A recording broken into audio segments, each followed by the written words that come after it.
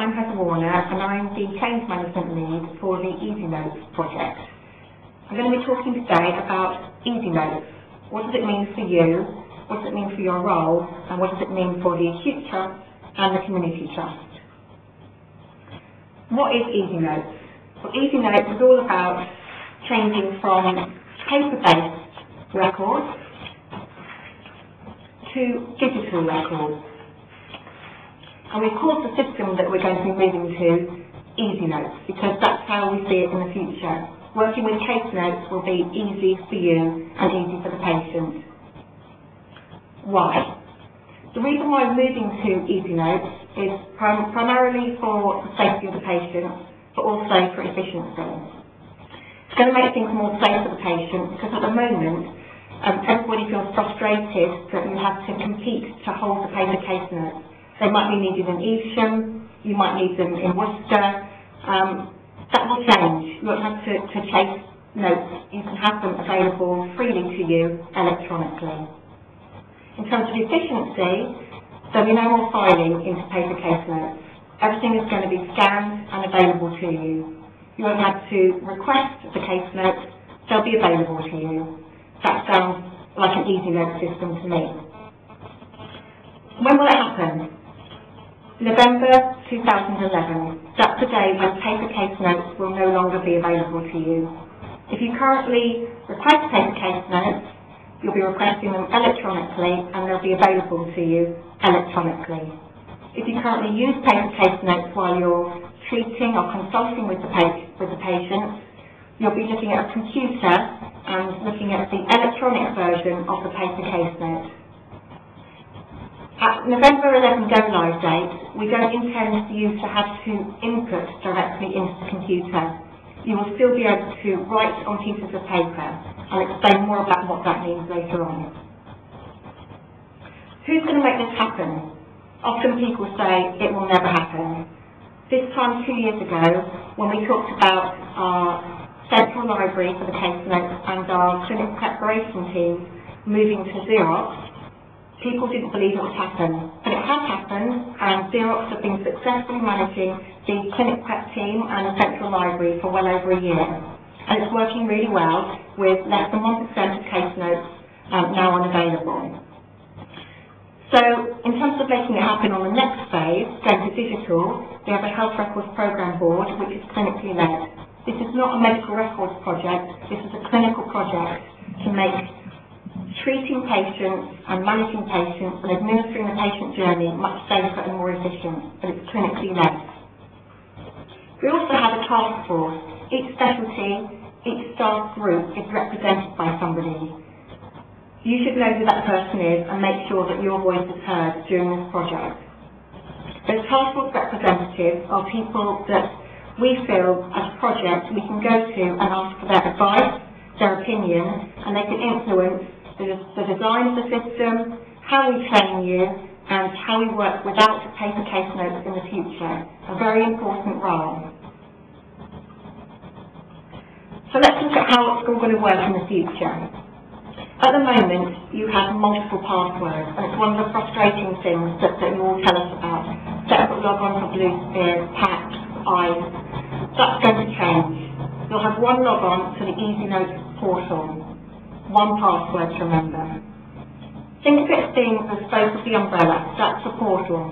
Underneath that spoke of the umbrella, you'll have a number of systems. So you'll be able to access the current systems that you're familiar with, but you won't need to log on again, and you won't have to use another password.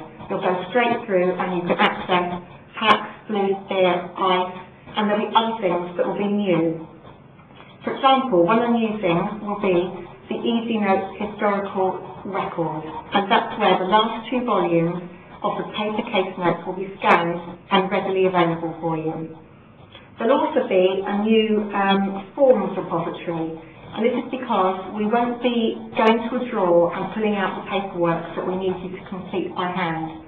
You'll be going to the computer, going onto the portal, and you'll be seeing either an individual patient that you want to search for, or you might want to look at a group of patients. For example, you might want to look at your list of outpatients for the day, your list of TCIs for tomorrow, your list of admission or discharges from yesterday. So you can see lists of patients. From those lists of patients or the individual searches, you can then go to the forms repository and you can print out all the relevant documents that you will want to complete manually.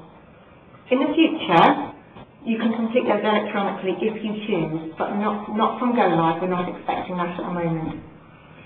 You'll then go to the forms repository and print that information out.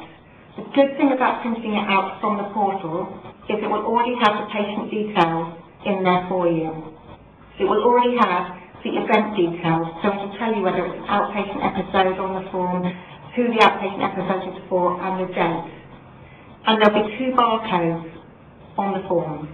These barcodes are really important, and that's why we said you won't be able to go to the drawers to pick out pieces of paper. You have to go and print them off electronically. The barcodes are important for the main reason of being sent for scanning. When you've completed the forms electronically as you do now, and the episode is finished with the patient, that might be at the end of the consultation or the end of the attendance at awards day, you'll be ready for those pieces of paper to be sent for scanning. You'll collate them and make sure they've all got the barcode on, and they'll be sent for scanning or collected by somebody for scanning. When those pieces of paper reach the scanning centre, they will automatically be viewed by the scanning machine, and those barcodes will say which patient that piece of paper needs to go to, whereabouts it should go to within the case notes, which tab, as in outpatients, inpatients, correspondence, investigations, and it will also say the event date on it. All of that will mean we'll have no misfiles. It's a really safe system. And as you can foresee, there'll be many benefits of having an electronic version of the form because you can search for it electronically. If you're looking for an individual piece of paper that's a particular form type, you can search for that form type. If you're looking for all the pieces of paper around one particular admission, you can search for that admission date and find all the correspondence, all the paperwork you've completed for that one particular admission. Really positive benefits from Go Live onwards. So we talked about the scanning system, and you may be asking, how long will it take to get the scanned record available for me? At the moment, the current thinking is 24 hours. So by the time you finish with them, and you decide when you finish with them, and you've presented them to the Xerox scanning department, wherever that may be on each site, they have 24 hours to deliver that back to you electronically, and that then is available to anyone on any site at any time, as long as they have the right security access. So I hope that's explained a little bit about the eznotes project. There's a group of us working together to make sure this happens. We have Xerox, who are the providers of the overall management of the eznotes system. We're working with Tribal, who are change management consultants, and they are helping us deliver this huge project over the community and the acute trust. And then there's Folding Space. Folding Space are the company that are designing the system, and they will provide us with the software. Clearly, we've got almost 12 months, it's September 2010 now, we've got almost 12 months to deliver this project. So what happens over the next 12 months? Well, at the moment, we're designing the system based on the requirements that you give us. So we've been coming out to talk to you, clinicians and non-clinical staff, to say, what do you want from the system? That's called the requirement stage. Once we've confirmed the requirements, we move to the design stage. And Folding Space and Xerox will then design the system based on the requirements that we've been given. We then have to work out how we're going to work in the future. And that's what a lot of the presentation will be about afterwards. How are we going to manage to do our jobs with no paper case notes? Once we've decided how we're going to work, we'll then assess the impact and the benefits. And part of that impact is around what kit do you need to do the job, how your roles will change, all really important decisions that need to be made, and they will be made within the next 6 months. The last 6 months is about training. you need to know how the system works and you need to be testing it for us. So between now and November 2011, there's a lot of work to do, but a lot of interesting decisions to be made, and a lot of changes to be planned. And we hope that you'll be working with us to make the project a success.